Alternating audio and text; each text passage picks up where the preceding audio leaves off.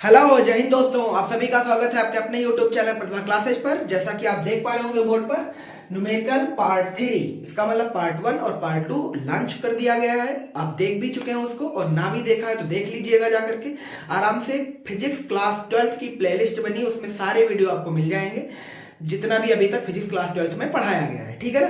तो पार्ट 3 में हम लोग अगेन न्यूमेरिकल की ही बात करेंगे, और ये लास्ट पार्ट होगा जिसमें हम 7 न्यूमेरिकल पे बात करेंगे। थोड़े टफेस्ट न्यूमेरिकल हैं, ठीक है। तो चलिए शुरू करते हैं। पहला न्यूमेरिकल, पहला कह रहा है 10-10 ग्राम द्रव्यमान के तांबे के 2 गोले हवा में 10 सेंटीमीटर की दूरी पर स्थित हैं।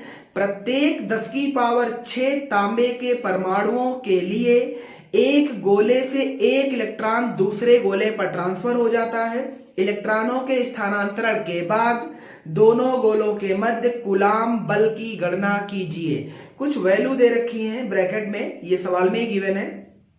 एन ए बराबर, एन ए का मतलब है आवोगाड्रो नंबर।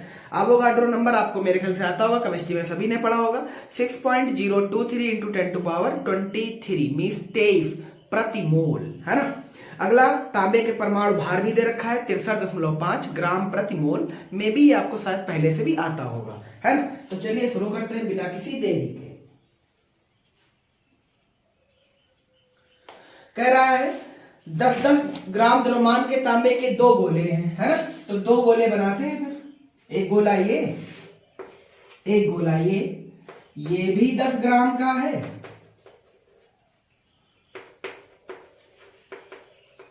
और ये भी 10 ग्राम का है। उम्मीद करते हैं यहां तक कोई दिक्कत नहीं होगी। 2 गोले हैं, वाई में 10 सेंटीमीटर डिस्टेंस पर है, यानी इनके बीच का जो डिस्टेंस है वो कितना है यार, तो आप कहेंगे 10 सेंटीमीटर है। बहुत अच्छे। अब क्या कह रहा है, प्रत्येक 10 की पावर 6 तांबे के परमाणुओं के लिए एक गोले से एक इलेक्ट्रॉन दूसरे गोले पर स्थानांतरित कर दिया जाता है। तो 10 की पावर 6 से तुम एक इलेक्ट्रॉन तब ट्रांसफर कर पाएंगे जब टोटल परमाणुओं के नंबर ज्ञात कर लें, है ना। तो सबसे पहला ध्यान से देखेंगे, तो हम सबसे पहले ये चेक करते हैं उसमें पूरे हैं कितने तांबे में। तांबा मीन्स कापर, कापर का जो एटॉमिक वेट होता है वो होता है 63.5, है ना। तो 63.5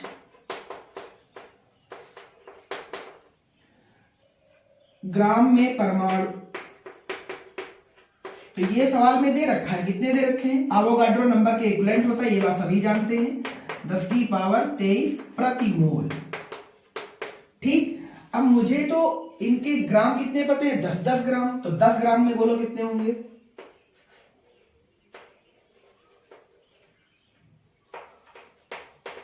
अतः 10 ग्राम में परमाणुओं की संख्या मीन्स परमाणु, बोलो कितने लिखें, 6.023 इंटू 10⁻23 बटे में बोलो कितना लिखते हैं 63.5, और गुणे में कितना लिख दे 10, क्योंकि 10 में ही तो फाइंड करना है। आप इसको जब सॉल्व करेंगे तो इसका जो आंसर आएगा वो हमने लिख लिया, क्योंकि कैलकुलेशन करने में टाइम लगेगा। इसका जो आंसर है वो ये आएगा 9.48 इंटू 10⁻22, ठीक है ना। आप इजीली इसको सॉल्व कर सकते हैं, इसमें कोई कठिन काम नहीं है, पर हम नहीं चाहते कि आप 1-2 मिनट भी यहाँ बर्बाद करें। ठीक। तो इसे सॉल्व करेंगे, आंसर ये आ जाएगा। पर ये तो इतने में टोटल में परमाणु निकले हैं, है ना। और मुझे तो एक्चुअल में इनके लिए जब फोर्स निकालेंगे, तो फोर्स निकालने का जब ये फार्मूला लगाया जाएगा तो हमें तो चार्ज चाहिए ना। तो चार्ज निकालने के लिए क्या करें, तो अपने को एन निकालना पड़ेगा। क्या निकालना पड़ेगा, एन। तो एन निकालने के लिए क्या करें, तो ध्यान से देखेंगे सभी। 10 ग्राम में परमाणुओं के नंबर ये हैं, 10 की पावर 6, ये चीज सवाल में बोली गई है, 10 की पावर 6 परमाणुओं से एक इलेक्ट्रॉन ट्रांसफर होता है ना। तो इतने से कितने ट्रांसफर होंगे, तो टोटल परमाणु इतने ही तो आएंगे। तो लिखेंगे चूंकि 10 की पावर 6 परमाणुओं से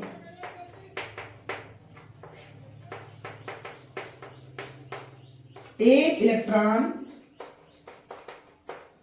ट्रांसफर होता है,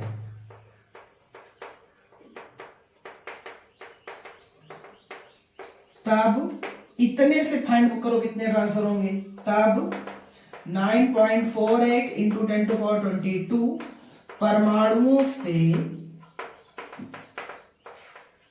ट्रांसफर इलेक्ट्रॉन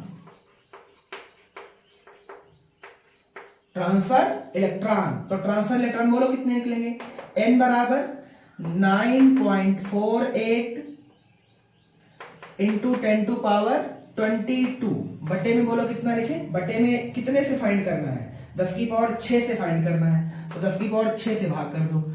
यहाँ पे बोलो कितना आ जाएगा, तो यहाँ पे आ जाएगा 9.48 इंटू 10 टू पावर 16। इतने इलेक्ट्रॉन ट्रांसफर होंगे कुल, है ना, क्योंकि 10 की पावर 6 से 1 ट्रांसफर हो रहा है, तो 10 की पावर 22 है ना यहाँ पर, तो बोलो कितने ट्रांसफर होंगे, तो ये आंसर है 9.48 इंटू 10 टू पावर 16 इलेक्ट्रॉन, है ना। अब ध्यान से देखो, तो n निकाल लिया हमने, अब n निकाल लिया तो जाहिर सी बात हम q भी निकाल सकते हैं, और q ही तो निकालना है, क्योंकि q निकाल लेंगे तो आराम से हम फोर्स लिख पाएंगे, कोई दिक्कत तो नहीं। ठीक, तो आराम से इसे थोड़ा इरेज करते हैं यहां से।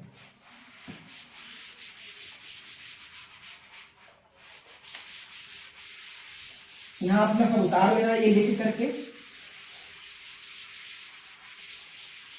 है ना, क्योंकि अपने को निकालना है फोर्स, तो फिर यहां से क्यू निकाल ले। क्यू का फॉर्मूला हम सभी जानते हैं NE होता है यार, है ना, तो n की वैल्यू बोलो कितनी है, तो आप कहेंगे 9.48 into 10 to power 16 into 1.6 into 10 to power minus का 90। इसका भी हमने कैलकुलेशन लिखा हुआ है, और इसका जो आंसर है वो ये है 1.517 इंटू 10 टू पावर माइनस का 2, ठीक है ना, कूलाम। ये आ गया एक गोले का चार्ज, एक गोले का चार्ज, चूंकि ये भी 10 ग्राम है और ये भी 10 ही ग्राम है, अगर ये 20 ग्राम होता है 15 ग्राम होता तो हम इसको अलग से निकालते हैं, बट ये दोनों सेम है, इसका मतलब इसका भी क्यू यही निकलेगा, है ना। अब जब दोनों क्यू सेम निकलेंगे तो फिर बोलो फोर्स क्या लिखें, फोर्स तो मुझे पता है निर्वात की बात कर रहा है, तो जाहिर सी बात है 9 × 10 की पावर 9 लगा देंगे, Q1 Q2 बटे R स्क्वायर लगा देंगे यार। Q1 और Q2 के मैग्नीट्यूड तो सेम है, इसका मतलब इस वाली वैल्यू का क्या हो जाएगा, स्क्वायर हो जाएगा यार, इसका क्या हो जाएगा स्क्वायर बटे में R स्क्वायर। R की वैल्यू है 10 सेंटीमीटर, 10 सेंटीमीटर का मतलब है 10 × 10 की पावर -2, क्योंकि ये मीटर में बदल गया है। अब इसका क्या कर दीजिए स्क्वायर, इसे सॉल्व कर दीजिए, जो भी आएगा वो आपका फाइनल उत्तर होगा, इसमें कोई बुराई नहीं है, ठीक है ना। तो आराम से इसे सॉल्व कर लीजिए और इसे उड़ा दीजिए। चलो आगे बढ़ते हैं, स्क्रीन को रोक करके आराम से वीडियो को रोके और अपने सवाल को कंप्लीट करके ही जाएं, ठीक। क्योंकि अगर आप में से ये सोच रहे हो कि सवाल मिटाया जल्दी जाता है, तो मिटाया तो फिर जल्दी जाएगा ही, क्यों मिटाया जाएगा वो भी आप जानते हैं।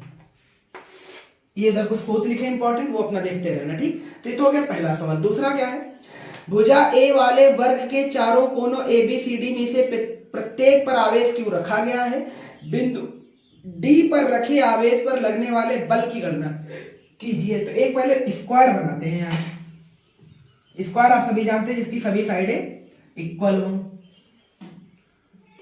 देखे रहे ना, इक्वल ही रखनी है, थोड़ा बहुत कम ज्यादा हो जाए अलग बात है, ठीक। चलो मान लेते हैं ये एक स्क्वायर है, नाम है इसका ABCD, इस कोने का नाम A है, इस कोने का नाम B है, इस कोने का नाम C और इस कोने का नाम D है, ठीक। यहां तक कोई बुराई नहीं है, ठीक। अब क्या कह रहा है, चूंकि वर्ग है तो जाहिर सी बात है सभी साइडें सेम होंगी, सभी साइडों की जो वैल्यू दे रखी वो A है, एक साइड A है तो सभी साइडें A ही होंगी, कोई दिक्कत तो नहीं, बहुत अच्छा है। प्रत्येक पर आवेश क्यों रखा हुआ है, यानी सभी कोनों पर चार्ज का जो मैग्नीट्यूड है वो क्यों है, यहां भी चार्ज क्यों है, यहां भी चार्ज क्यों है, यहां भी चार्ज क्यों है, और यहां पर भी चार्ज क्यों है, यहां तक की कोई दिक्कत तो नहीं, ठीक। ये सवाल कंप्लीट हो चुका है। अब सवाल कह क्या रहा है, एक बार रिपीट कर देते हैं। भुजा ए वाले वर्ग के चारों कोनों ABCD में प्रत्येक पर क्यू चार्ज रखा है, बिंदु डी, क्या देख पा रहे हैं, बिंदु डी पर रखे आवेश पर लगने वाले बल की गणना कीजिए, है ना। तो एक्चुअल में ये अध्यारोपण वाले सवाल है ना, उसके लिए हमने फॉर्मूला लिखा भी है, F = F1 + F2 + F3, और ये याद है ना वेक्टर योग होता है, ठीक है। ये नॉर्मल बीजगणित योग नहीं है, कौन सा योग है, वेक्टर योग है, ठीक। तो यहाँ पे कॉन्सेप्ट क्लियर करते हैं पहले, चूंकि सभी चार्ज के मैग्नीट्यूड भी समान है, दूसरी बात, और सभी के बाद इनके जो नेचर है वो भी समान है, तो इनके भी जो बल लगेंगे वो तो प्रतिकर्षण लगेंगे, इसमें कोई बुराई नहीं है, बहुत अच्छे हैं। चलो ध्यान से देखें, क्या A ने D पर कोई फोर्स डाला होगा, बिल्कुल डाला होगा, तो वो ऐसे डालेगा इसी लाइन पर, है ना, क्योंकि ये फोर्स लाइन पर लगता है, ये बात हमने आपको पढ़ाई थी, इसीलिए इसको केंद्रीय बल कहते हैं। कौन सा बल कहते हैं, केंद्रीय बल। अरे अपने पथ के विरुद्ध काम नहीं करता, ठीक है ना। तो ए मीन्स ये वाला क्यू इस वाले क्यू पर फोर्स डालेगा, तो इसका नाम बोलो क्या रखें, एफ डी ए। पढ़ेंगे क्या, पॉइंट डी के लिए फोर्स है और लग किसकी वजह से रहा है, ए की वजह से, तो फोर्स ऑन पॉइंट डी और ड्यू टू ए, यानी ए के द्वारा पॉइंट डी वाले पर फोर्स लग रहा है। क्लियर हो गया ये, बहुत अच्छे। ठीक है, ऐसे यहां से यहां लगा देते हैं फोर्स। ध्यान से देखो तो ये बोलो कितना है, तो F D C, F D C, F D A इस लाइन में लग रहा है, एफ डी सी इस लाइन में लग रहा है। ये वाला चार्ज भी तो इसमें फोर्स डालेगा, क्योंकि ये भी तो इसके इस लाइन से टच है ना, ये विकर्ण से टच है, तो फिर विकर्ण की दूरी भी तो निकालनी पड़ेगी। तो विकर्ण की दूरी बाद में निकालते हैं, पहले एक कॉन्सेप्ट और क्लियर करते हैं। क्या ये वाला कोण 90 है, ये वाला कोण 90 है। अगर ये वाला कोण 90 है तो जाहिर सी बात है डीसी और डीए के बीच भी कोण कितना होगा, 90। ठीक, ये याद रखना, अभी पीछे काम आएगा। तो इस लाइन पर जब फोर्स लगेगा तो वो कुछ ऐसे आएगा, है ना। इसका नाम बोलो क्या रखें, तो आप कहेंगे इसका नाम रख दीजिए F D B, F D B. कोई दिक्कत तो नहीं, ठीक। अच्छा, अगर हम कहें एफ डी बी से एफ डी सी कितने एंगल पर है, तो कितने लोग कह सकते हैं आराम से कि 45 डिग्री पर है, और ये वाला भी कितने डिग्री पर है, 45 डिग्री पर है, और ये वाला फोर्स तो अलोंग टू लाइन वर्क कर रहा है। अगर हम कहें ये वाला विकर्ण कितना है, दूरी कितनी है, तो इस वाले दूरी को निकालने के लिए फार्मूला होता है विकर्ण वर्ग के विकर्ण का सूत्र होता है √2 इंटू भुजा। तो √2 इंटू भुजा, भुजा कितनी है a, तो √2a ये विकर्ण निकल आया इसका। कोई दिक्कत तो नहीं, ठीक। अब ध्यान से देखते हैं, क्या हमें सारी वैल्यू ही तो पुट करनी है। अगर हम कहें एफ डी पर नेट फोर्स कितना है, एफ डी पर नेट फोर्स कितना है, तो हम एफ डी पर नेट ही तो निकालने बैठे हैं। तो ध्यान से देखो यार, एफ डी पर नेट फोर्स कितना लगेगा, इस सूत्र से निकालना है, vector F1 plus vector F2 plus vector F3। चलो लिखते हैं, तो बोलो क्या लिखें यार, क्या लिखा जाए, एफ डी सी या एफ डी बी पहले लिख दो,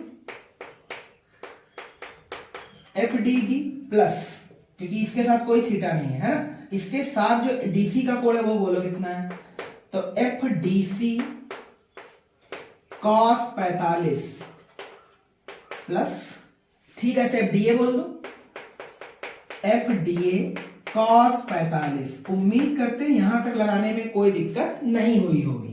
अब क्या करना है, क्या करना है, क्या सभी को कूलाम बल के थ्रू खोल दीजिए, है ना। तो ध्यान से देखें आप, तो इसकी जगह बोलो क्या लिख सकते हैं, तो आप यहां लिख सकते हैं 9 इंटू 10 टू पावर 9 ना लिख करके इस बार k से रिप्लेस कर दे, क्योंकि k का मतलब है 9 गुणे 10 की पावर 9। ठीक, Q1 Q2 बटे R square. F D B वाला ही तो तुम्हें लिखना है, तो Q1 Q2 हर सभी के Q तो सेम है यार, इसका मतलब ऊपर Q स्क्वायर ही तो लिखा जाएगा, है ना, बटे में आर स्क्वायर लिखना है। आर का मतलब चार्जों के बीच की दूरी। जब डीबी हम फोर्स निकाल रहे हैं तो ये वाले पॉइंट ही तो वर्क करेंगे, तो यहां से यहां तक की दूरी बोलो कितनी है, तो आप कहेंगे √2a है ना। तो फिर बोलो क्या लिखें, √2a और इसका क्या स्क्वायर। क्लियर हो गया नहीं, ठीक, प्लस एफ डी सी की वैल्यू लिखो। एफ डी सी में क्या अगेन के आ जाएगा, क्योंकि 9 गुणे 10 की पावर 9 तो सब में कॉमन है यार। तो ऊपर बोलो क्या लिखें, क्यू स्क्वायर, बटे में बोलो क्या लिखें, डीसी ये वाली लाइन है तो ये वाली साइड बोलो कितनी है, अरे चार्जों के बीच की दूरी कितनी, तो आप कहेंगे a है, सभी साइड है तो a है, इसका मतलब यहां लिखेंगे a स्क्वायर। बहुत अच्छे, प्लस प्लस नहीं, cos 45, cos 45 का मान हम सभी जानते हैं 1/√2। क्लियर हो गया नहीं, ठीक, plus Q square upon a square into में 1/√2 जो कि एफडीए की वैल्यू होगी, क्योंकि जितनी वैल्यू एफडीसी की उतनी ही एफडीए की है। ठीक है ना। अब क्या करें, जो कुछ कॉमन मिल रहा है उसे ले लेते हैं। क्या के कॉमन मिल रहा है, के का मतलब है 9 गुणे 10 की पावर 9, तो पहले के लिख लो बाहर, है ना, के बाहर हो गया। क्या क्यू स्क्वायर भी सभी में कॉमन है, तो आप कहेंगे बिल्कुल कॉमन है, इसे भी बाहर ले लिया। क्या ए स्क्वायर भी सभी में कॉमन है, इसे भी बाहर ले लिया। यहां तक की कोई समस्या किसी को, ठीक, चल तो ठीक रहा है ना, ठीक। अब अंदर देखो क्या बचेगा, ये बचेगा 1/2, क्योंकि रूट 2 का स्क्वायर करेंगे 2 आ जाएगा, ये आएगा 1/2 प्लस यहाँ पे बोलो क्या बचेगा 1/√2 और ठीक ऐसे ही वहां भी क्या बचेगा 1/√2। यहां तक की कोई समस्या? ठीक। अब क्या करें इनकी वैल्यू रख लो यार, चाहो तो k की जगह 1/4 पे एप्सिलॉन नॉट लिख लो, चाहे 9 × 10⁻9 लिख लो। चूंकि इसमें मैग्नीट्यूड दे नहीं रखी इसलिए 9 × 10⁻9 ना लिख करके आप इसे ये लिख सकते हो, क्योंकि सवाल का जो आंसर है वो कुछ इसी टर्म में आ जाएगा 1/4 पे एप्सिलॉन नॉट q² a²। ठीक। अब ध्यान से देखो, बहुत ध्यान से, क्या इस चीज को तुम अलग से जोड़ लो 1/√2 प्लस 1/√2, इसको अलग से हम जोड़ के दिखा देते हैं आपको। क्या √2 कॉमन हो जाएगा तो आ जाएगा 2√2, है ना। अब क्या करें, क्या √2 से ऊपर नीचे गुणा कर लें, तो आप कहेंगे बिल्कुल, तो ये मर जाएगा तो ऊपर केवल √2 बचेगा। क्या बचेगा √2, तो मीन्स इस वाली पूरे का जो आंसर आएगा वो √2 आ जाएगा, और √2 आ जाएगा। और कुछ गड़बड़ कर रहे हैं यार,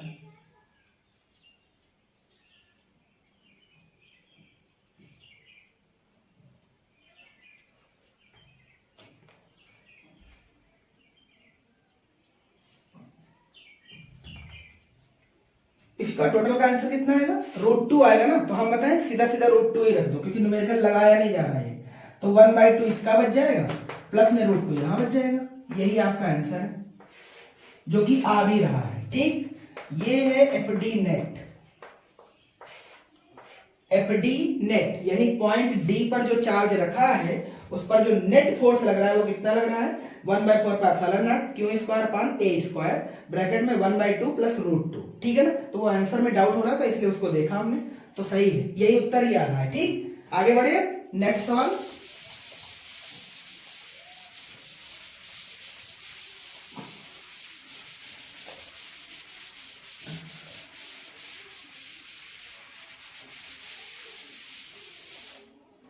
अगला पढ़ते हैं।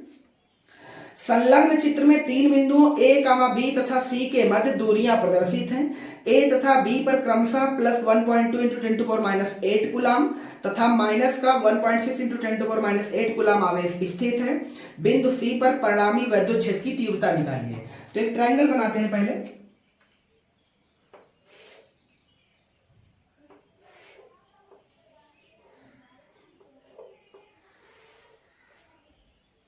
ये साइड है 5 सेंटीमीटर, ये 3 है, ये 4 है। ठीक, ट्रायंगल का नाम ये है ABC। अब क्या कह रहा है, चार्ज स्थित है पॉइंट A और B पर। जो A पर चार्ज है उसका मैग्नीट्यूड है 1.2 × 10⁻⁻8 कूलाम, और यहां पर जो चार्ज स्थित है वो है 1.6 × 10⁻8 कूलाम। कोई दिक्कत तो नहीं। अगर आप एक चीज ध्यान से देखें तो अगर ये मैग्नीट्यूड सेम होते, जैसे मान लीजिए 1.6 लिखा, ये भी 1.6 लिखा होता, तब तो ये द्विध्रुव बन जाता। बट यहाँ 1.2 लिखा और यहाँ पे 1.6 लिखा है, इसका मतलब ये द्विध्रुव नहीं है। नेचर तो इनके अलग अलग है बट इनके मैग्नीट्यूड सेम नहीं है। ठीक, तो अब क्या रहा, ध्यान से सुने। बिंदु C पर परिणामी वैद्युत क्षेत्र की तीव्रता, बिंदु C आप देख पा रहे होंगे, और यहाँ पर इन दोनों की वजह से परिणामी वैद्युत क्षेत्र की तीव्रता निकालनी है। याद करो द्विध्रुव की निरक्षीय स्थिति में हमने आपको कैसे सॉल्व करना बताया था, है ना। तो क्या ये प्लस है, ऑफ कोर्स प्लस ही है। प्लस की वजह से इलेक्ट्रिक फील्ड बाहर, माइनस की वजह से अंदर।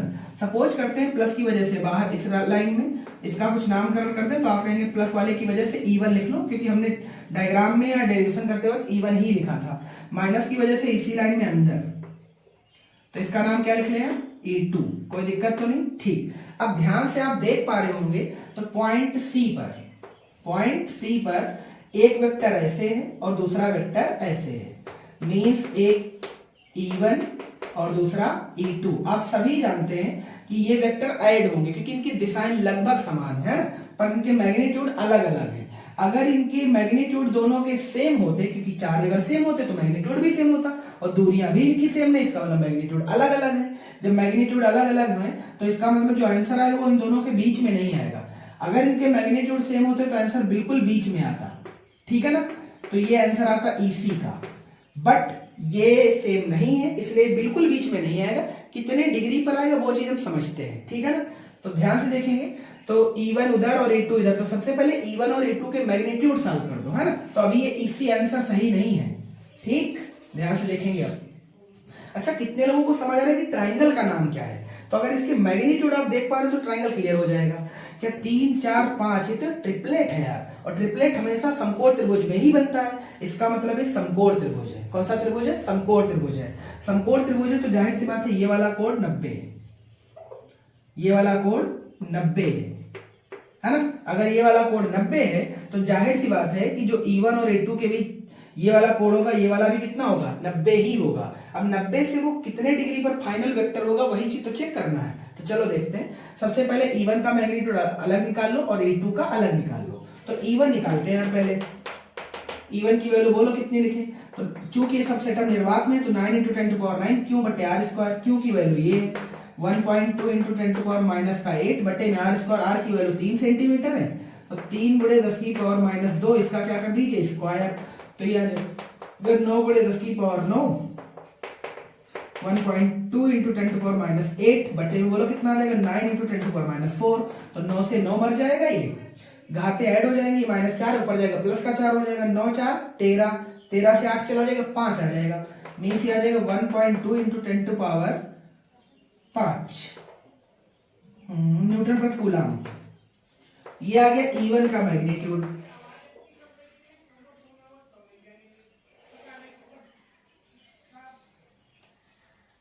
E1 की वैल्यू कितनी? 1.2 × 10⁵ न्यूटन प्रति कूलम, है ना। अब क्या निकाल लें? तो अब E2 निकाल लो, ये वाली वैल्यू। जब E2 निकालेंगे तो बोलो क्या लिखेंगे? E2 बराबर 9 × 10⁻9 क्यू बटे आर स्क्वायर। क्यू की वैल्यू इस बार कितनी है? 1.6 × 10⁻8 बटे में आर स्क्वायर। हम सीधा लिख दे रहे हैं इस बार, क्या 16 × 10⁻4, क्योंकि -2 लिखेंगे सेंटीमीटर का, वो आ जाएगा। तो यहां से देख लीजिए आप, ठीक है। तो ये तो मर गया, बट नीचे 10 बच गया। क्या बच गया? 10, क्योंकि दशमलव बचा है ना इसका।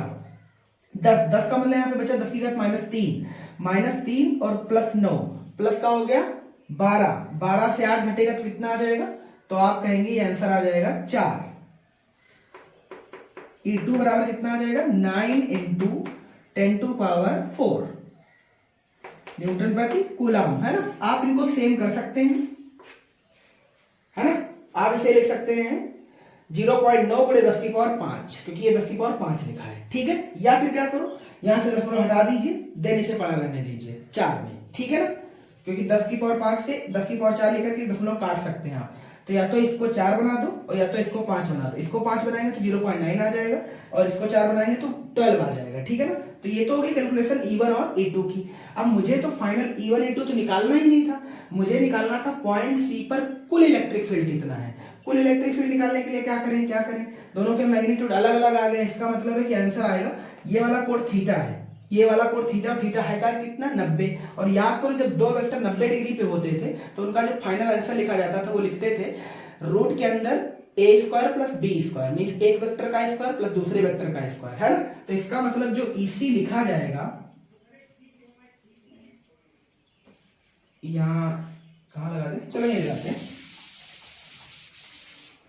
EC लिखना है मुझे, तो रूट E1² प्लस E2², काम खत्म, है ना।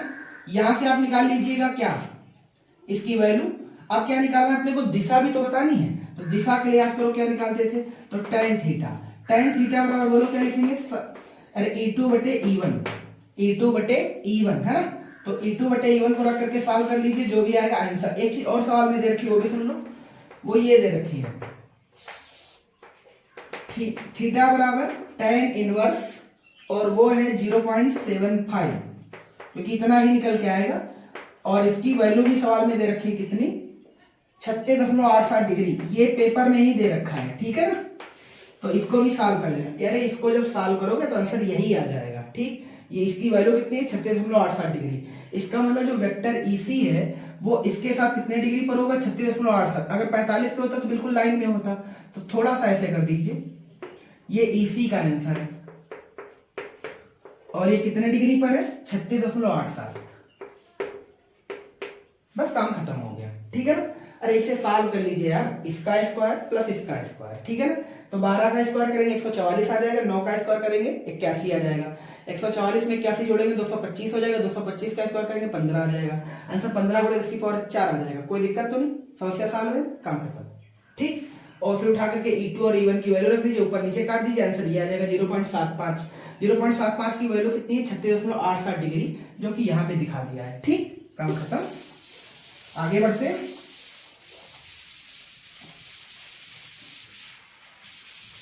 इसमें सभी वेक्टर वाले ही न्यूमेरिकल हैं, यानी दिशा के साथ। नेक्स्ट सवाल क्या कह रहा है, 4 बिंदु आवेश है QA बराबर 2 माइक्रोकूलम। अगेन ये वर्ग पर ही है, तो पहले वर्ग बनाते हैं,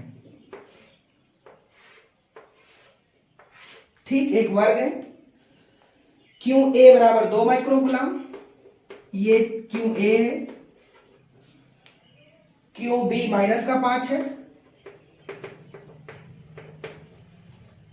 और QC अगेन प्लस का 2 है, मीन 2 माइक्रोकूलम है, और QD की वैल्यू माइनस 5 माइक्रोकूलम है, ठीक। ये सवाल है। वर्ग की भुजा 10 सेंटीमीटर है, मीन्स ये वाली साइड 10 सेंटीमीटर है, तो जाहिर सी बात है ये वाली भी 10 सेंटीमीटर ही होगी। अब क्या कह रहा है, ABCD की शीर्षों पर स्थित है, बहुत अच्छे। वर्ग के केंद्र पर रखे 1 माइक्रोकूलम आवेश, वर्ग का केंद्र यहां कहीं होगा, इस पर एक चार्ज रखा है 1 माइक्रोकूलम, ठीक।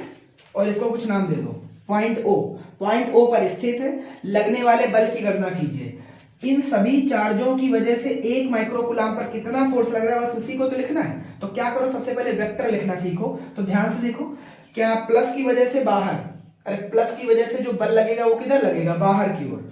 तो इसकी वजह से इस पर जो फोर्स लगेगा वो किधर लगेगा, बाहर की ओर। बाहर की ओर लगेगा, इसका मतलब इस लाइन में लगेगा।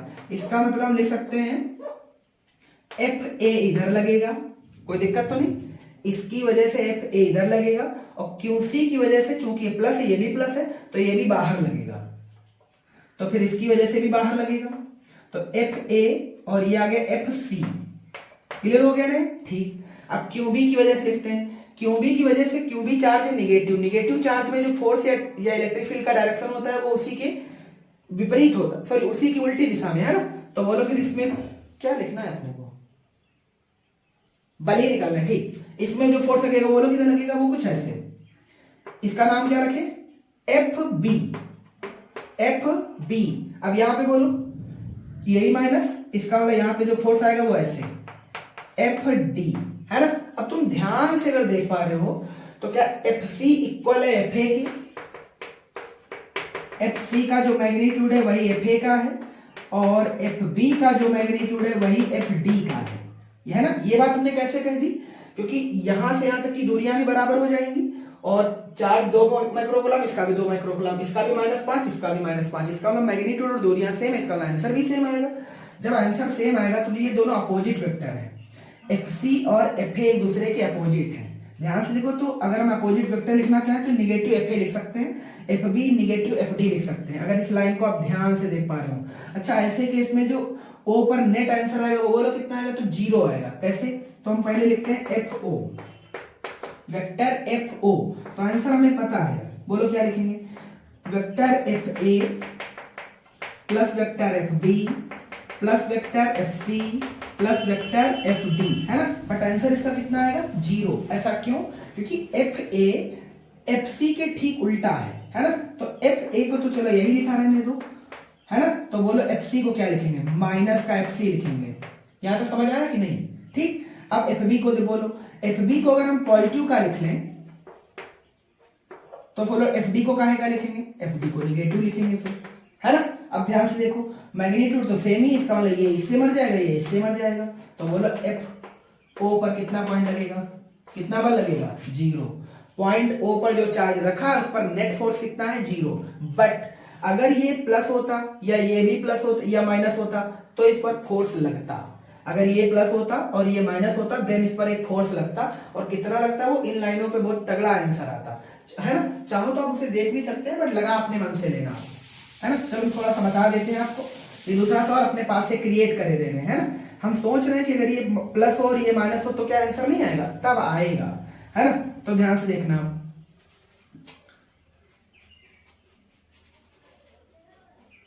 ठीक। क्या होगा अगर चार्ज वही है 1 माइक्रोकूलम, बट इसे प्लस कर दिया और इसे क्या कर दिया माइनस, है ना। तो ध्यान से देखना, प्लस की वजह से बाहर, तो यहाँ पे बोलो क्या आएगा एफ ए, माइनस की वजह से अंदर, फिर यहाँ पे बोलो क्या लिखेंगे एफ सी, कोई दिक्कत तो नहीं, ठीक। अब इस लाइन को बोलो, ये माइनस है, माइनस की वजह से उसी की तरफ यहाँ पे बोलो क्या लिखेंगे एफ बी, और प्लस की वजह से भी तो बाहर होता है, इसका मतलब यहाँ पे जो आंसर लिखा जाएगा वो क्या लिखा जाएगा एफ डी, है ना। अब आप तुम ध्यान से देखो, तो ये वाले वेक्टर एक ही दिशा में है, इसका मतलब ये दो वेक्टर एक ही दिशा में, ये दो वेक्टर एक ही दिशा में है। अगर हम इनका एक कुछ आंसर मान लें, ए और सी का जो नेट आंसर मान लें एफ डैश मान लें, क्या मान लें एफ डैश, अगर हम एफ डैश मान लें तो आंसर लिखा जाएगा F A plus F C, तो यहां से निकलेगा एफ डैश। अब इस वाली लाइन का उत्तर मान लो एफ डबल डैश, क्या मान लो एफ डबल डैश, तो बोलो क्या लिखेंगे आप, लिखेंगे F B plus F D, क्या लिखेंगे F B plus F D, है ना। अब हम क्या करेंगे, एफ डैश और एफ डबल डैश का फाइनल आंसर देखेंगे। तो अगर तुम सही से देख पा रहे तो ये थीटा 90 है, ये थीटा 90 है, तो जाहिर सी बात है ये भी 90 ही होगा। कितने लोगों को समझ आया कि इन दोनों के जो आंसर आएंगे वही इन दोनों का भी आंसर आएगा, तो कोई दिक्कत तो नहीं, सॉरी, जितना ए का आंसर है उतना एफ सी का आंसर है, जितना एफ बी का आंसर उतना एफ डी का आंसर है। आराम से सॉल्व करो, उड़ा दो आंसर, ठीक है ना। अब मुझे थीटा निकालना है, तो बोलो सॉरी, मुझे नेट फोर्स निकालना है एफ ओ, तो बोलो क्या लिखे, थीटा चूंकि 90 है तो बोलो क्या लिखे एफ डैश का square plus F double dash का स्क्वायर, इसे रख करके सॉल्व करो, उड़ा दो जो भी आएगा आंसर। दिशा निकालने के लिए बोलो क्या करें, क्या tan थीटा बराबर बोलो क्या लिखेंगे F double dash F dash, काम खत्म। किसी को कोई दिक्कत, खत्म। समझ में आ गया नहीं। अगर ये दूरियां मेंशन होती, चार्ज के मैग्नीट्यूड भी दे रखे, उड़ा दो रख के आराम से। 10 सेंटीमीटर का इसको ये वाली साइड बोलो कितनी आ जाएगी, √2 × 10 आ जाएगी, ठीक है। √2 × 10 का आधा कर दीजिए, 5√2 आ जाएगी। यानी ये वाला जो डिस्टेंस हाफ हाफ है, क्योंकि यहाँ से यहाँ तक की चार्ज की दूरी तो लिखोगे, तो एक बार ये Q1 बनेगा, ये Q2, Q1 Q2 Q1 Q2 Q1 Q2 सभी चार्ज बनते जाएंगे, ठीक है। तो ये वाली डिस्टेंस कितनी 5√2 है। ये थोड़ा सोचने के तरीके पे डिपेंड है आपके, आप जैसे मनाए वैसे कर लीजिएगा, ठीक। आप घर में एक बार ट्राई जरूर करें अपने पास से सवाल को जनरेट करके। अगर आप ऐसा करने में सक्षम है देन आपको सवाल अच्छे से आएंगे, है ना। चलो आगे बढ़ते हैं। अगला सवाल कह रहा है किसी निकाय में दो चार्ज है QA और QB, ठीक है। तो QA की वैल्यू कितनी है सवाल में 2.5 × 10⁻⁷ कूलम, और QB की वैल्यू है, चूंकि वो द्विध्रुव है तो जाहिर सी बात है सेम वैल्यू के साथ नेगेटिव आएगा, 10⁻⁷ कूलम, ठीक। ये दो चार्ज है और सेम मैग्नीट्यूड, अपोजिट परिमाण, सॉरी अपोजिट नेचर, तो ये क्या कहलाएगा द्विध्रुव कहलाएगा, ठीक है ना। अब क्रमशः दो बिंदुओं पर स्थित है, बिंदु कौन कौन से हैं, ए की वैल्यू कितनी दे रखी 0,0 -15 सेंटीमीटर, ठीक, और बी की वैल्यू दे रखी है इस पॉइंट जो बी वाला है चार्ज वो 0,0 प्लस का 15 सेंटीमीटर। इन दूरियों पर स्थित है। निकाय का कुल आवेश तथा द्विध्रुव, कुल आवेश तथा द्विध्रुव, द्विध्रुव आघूर्ण, दो चीजें आपको निकालनी इस सवाल में, द्विध्रुव आघूर्ण, ठीक। तो ये आपका सवाल रहा, इसमें दो चीजें फाइंड करनी है, तो कुल आवेश और दूसरा द्विध्रुव आघूर्ण। अब इसको सेटअप कैसे करना, तो बहुत ध्यान से देखो, एक माइनस दूरी और दूसरी प्लस, इसका मतलब ये दोनों आपस में जुड़ेगी, कैसे ध्यान से देखो। चलो यहां बता देते हैं, सपोज करते हैं ये इसका मूल बिंदु है ना 0,0, और यहाँ पर एक पॉइंट ए है और ये पॉइंट बी है। यहाँ का जो चार्ज है वो QA है, यहाँ पे जो QB है, और यहाँ पे जो चार्ज है वो QA है, ठीक है ना। तो एक है ध्यान से देखो तो प्लस के साथ, दूसरा है माइनस के साथ, ठीक है ना।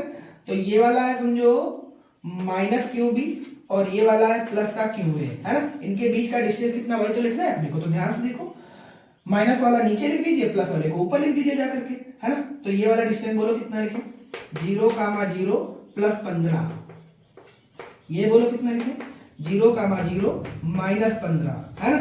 तो मूल बिंदु से ये प्लस 15 और ये माइनस 15, तो इनके बीच का जो टोटल डिस्टेंस है वो बोलो कितना हो जाएगा 30 सेंटीमीटर, कितना हो जाएगा 30 सेंटीमीटर, है ना।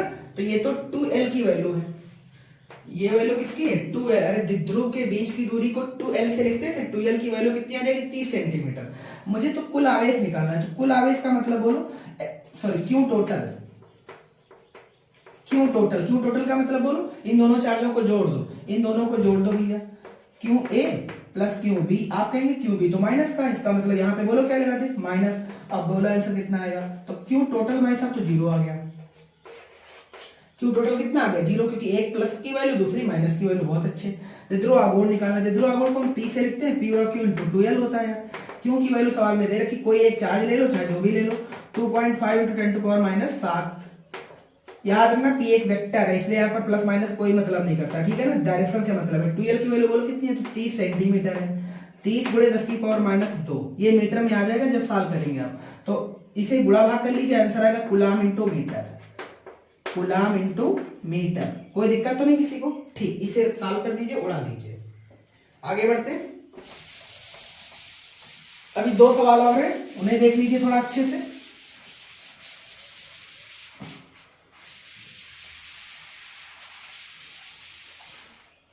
अगला सवाल देखें, सेकेंड लास्ट। तो एक डायग्राम दे रखा है, अगेन अगेन वर्ग ही है, ज्यादातर सवाल सब वर्ग से ही आ रहे हैं, ठीक है। Q1 Q2 Q3 Q4, ये चार्ज Q1, ये चार्ज Q2, ये चार्ज Q3, ये चार्ज Q4। उस बार हमने इस वर्ग में क्या निकाला था फोर्स, इस बार निकालना है वैद्युत क्षेत्र की तीव्रता, ठीक है ना।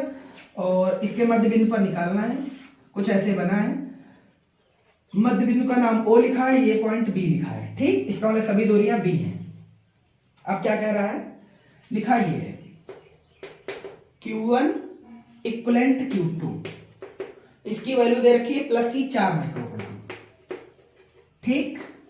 अगला है Q3 इक्वलेंट है Q4 के, और इसका मैग्नीट्यूड है माइनस का 2 माइक्रोकूलम। यहां तक की कोई बुराई नहीं है, इसका मतलब हम यहां से 4 दे करके यहाँ पुट कर सकते हैं।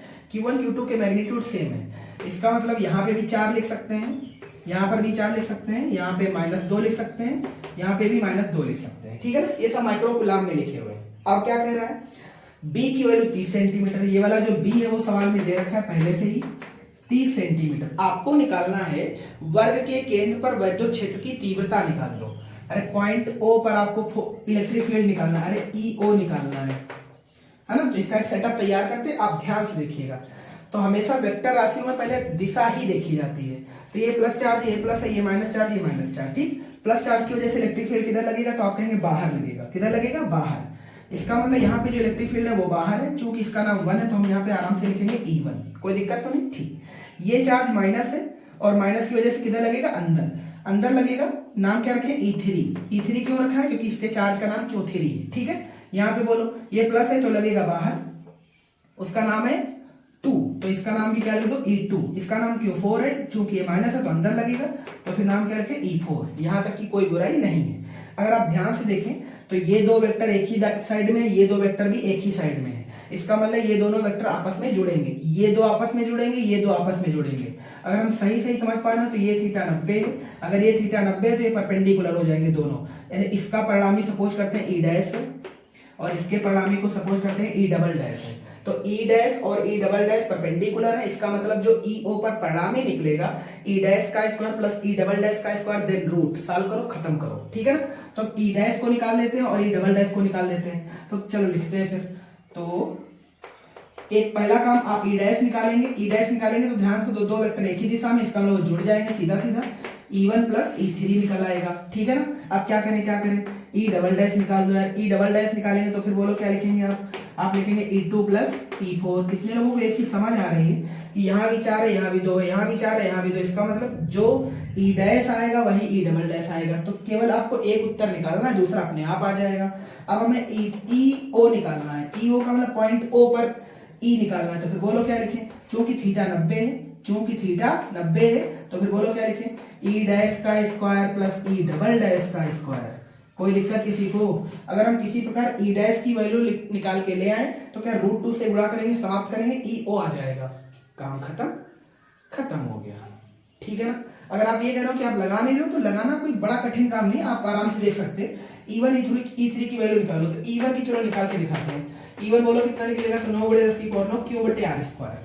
E1 यही वाला तो है, तो Q बोलो इसका कितना है, Q1 कितना Q1, Q1 की वैल्यू 4, 4 गुणे 10 की पावर माइनस 6 बटे में आर स्क्वायर। आर की वैल्यू बोलो, आर सभी के लिए बी है, बी की वैल्यू कितनी है 30 सेंटीमीटर, इसका मतलब है 30 गुणे 10 की पावर माइनस 2।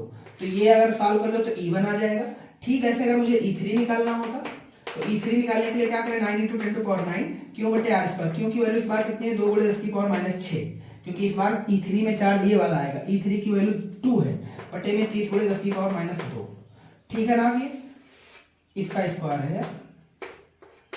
इन दोनों को सॉल्व कर लो, E1 E3 की वैल्यू आ जाएगी। जो E1 E3 की वैल्यू है same to same E2 E4 की भी वैल्यू है ना, क्योंकि 1 का चार्ज 2 के इक्वल है और 3 का चार्ज 4 के इक्वल है, इसलिए इस लाइन का जितना आंसर उतना इस लाइन का आंसर है। तो जब सॉल्व करेंगे तो √2 सिर्फ बाहर आ जाएगा, बाकी एक नंबर ले लीजिएगा, उड़ा दीजिएगा। ठीक है ना, तो कैलकुलेशन आप कर लीजिए, इसमें कोई बड़ी बात थोड़ी ना है। एक लास्ट में है उसको भी देख लीजिएगा, और इसी के साथ पहला चैप्टर वेल खत्म हो जाएगा। वेल खत्म होने का मतलब है विद न्यूमेरिकल खत्म हो जाएगा।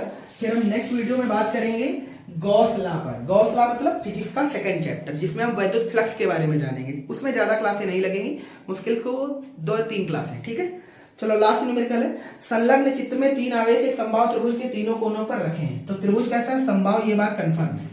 समबाहु त्रिभुज है तो जाहिर सी बात है कि कोण 60 है ना, तो समबाहु के हिसाब से थोड़ा बना भी देते हैं, तो लगभग समबाहु है। ठीक, चार्ज ऐसे रखे हैं, यहाँ पे प्लस क्यों लिखा है, यहाँ पे माइनस क्यों लिखा है, और यहाँ पर भी माइनस क्यों लिखा है। ठीक, साइडों के नाम अपने पास से रख लेते हैं। सपोज करते हैं यहाँ से रखते हैं, ये ए है, ये बी है, ये सी है। चूंकि त्रिभुज समकोण है, इसका मतलब सॉरी समबाहु, इसका मतलब ये वाला कोण कितना होगा 60। ठीक है, समबाहु त्रिभुज का यही मतलब होता है 60। ठीक है, साथ में सभी साइडें सेम होगी। तो ये साइड ए है, सवाल में भी दे रखी है, ये साइड ए है। ठीक, अब क्या कह रहा है सवाल सुने ध्यान से। संलग्न चित्र में 3 आवेश एक समबाहु त्रिभुज के तीनों कोनों पर रखे हैं। समायोजन के का तुल्य वैद्युत द्विध्रुव आघूर्ण ज्ञात कीजिए।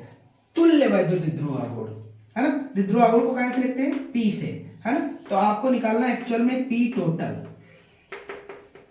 इस डायग्राम को आपको P टोटल निकालना। कितने लोगों को समझ रहे, इसमें 2 द्विध्रुव है। कैसे, अरे प्लस माइनस एक द्विध्रुव और प्लस माइनस एक द्विध्रुव। ये वाला सेटअप द्विध्रुव नहीं है, क्योंकि द्विध्रुव का परिभाषा होता है 2 चार्ज ऐसे जिनके मैग्नीट्यूड सेम हो, डायरेक्शन सॉरी नेचर अलग अलग हो। तो ये सभी के मैग्नीट्यूड तो कॉमन है सभी के, बट नेचर देख लो, प्लस माइनस हो गया द्विध्रुव, प्लस माइनस माइनस के द्विध्रुव होगा नहीं, प्लस माइनस हो गया द्विध्रुव। बहुत अच्छे, अब याद करें आप, द्विध्रुव को हम P से लिखते थे तो उसका डायरेक्शन होता था। अरे ये एक वेक्टर क्वांटिटी है, P कैसी क्वांटिटी है, वेक्टर क्वांटिटी। अगर ये वेक्टर क्वांटिटी तो जाहिर सी बात है डायरेक्शन भी होगी, और डायरेक्शन होगी तो याद करो इसकी डायरेक्शन होती है -2 प्लस, है ना। तो इनके बीच का जो डायरेक्शन है वो ऐसे है, मीन्स इधर की ओर C2A की ओर, और इसकी डायरेक्शन ऐसे है। तो इसका नाम रख लो 1 और इसका नाम रख लो 2, कोई दिक्कत तो नहीं। ठीक, आप ध्यान से देखें यार, तो यहाँ पे P1 ऐसे निकल के आ जाएगा, ये थोड़ा मिटाते हैं। ये वाली रेखा बोलो वेक्टर P1 और ये वाली रेखा वेक्टर P2, कोई दिक्कत तो नहीं। चूंकि ये वाला कोण 60 है तो जाहिर सी बात है ये वाला कोण भी 60 ही होगा, और ये वाला जब 60 होगा तो ध्यान से देखो, 2 वेक्टर जब एक ही समान कोण को डिवाइड करते हैं तो उनका जो नेट आंसर आता है वो दोनों के बीच में आता है, दोनों के बीच में आता है। इसका मतलब ये वेक्टर P टोटल है। ये जो बड़ा सा हमने एक वेक्टर खींचा है ये P टोटल है, और P टोटल है तो फिर बोलो P टोटल की वैल्यू क्या लिखें।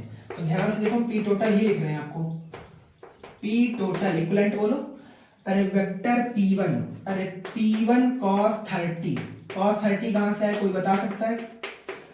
अरे नहीं बता सकते, कोई बात नहीं, पर समझ तो सकते हो यार। ये कोण 60 है, इसका मतलब ये वाला भी कोण 60 ही होगा यार, अपोजिट है ये, है ना। तो ये 60 ये भी 60, और जब दोनों 60 पे ही है तो इसका मतलब है जो आंसर आएगा वो दोनों के बीच में आएगा। दोनों के बीच में आएगा तो भाई साहब ये वाली एंगल हो जाएगा 30 डिग्री, और ये वाला भी एंगल कितना हो जाएगा 30 डिग्री। इसका मतलब हम लिख सकते हैं P1 cos 30 plus P2 cos 30, समझ में, क्योंकि 36 के साथ जो कोण बनता है वो cos होता है।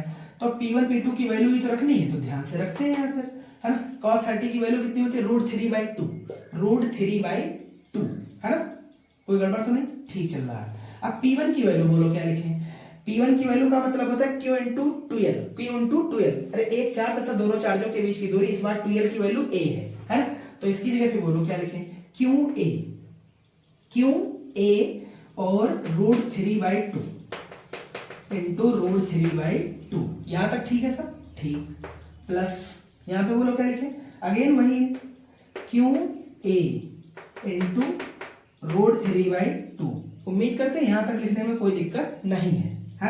अब क्या करें, इसका मतलब ये आ जाएगा, देखो √3 को अगर हम बाहर कर ले तो ये 1/2 नजर आएगा, ये भी 1/2 नजर आएगा, ये क्यों ए लिखा है यार,